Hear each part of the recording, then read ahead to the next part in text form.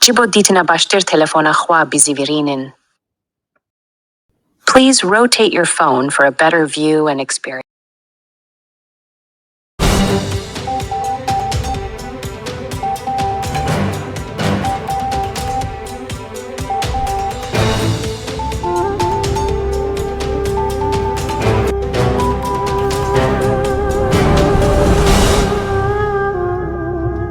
Two points I want to make about Iran, and it's really important. When we talk about Iran, I'm talking about the radical Shia clerics and not the people. The people of Iran are people of an ancient civilization, an ancient culture with tremendous pride and advances. And I don't know who take great pride in their Persian heritage and identity. And I don't know of any nation on earth in which there is a bigger difference between the people and those who govern them than what exists in Iran. And that's a fact that needs to be made repeatedly. In no way is the clerics who run that country representative of the people of that country and of its history and of contributions it's made to humanity. And it's a point I wish we would continue to make.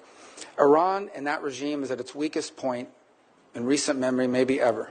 Their air defenses have been badly damaged.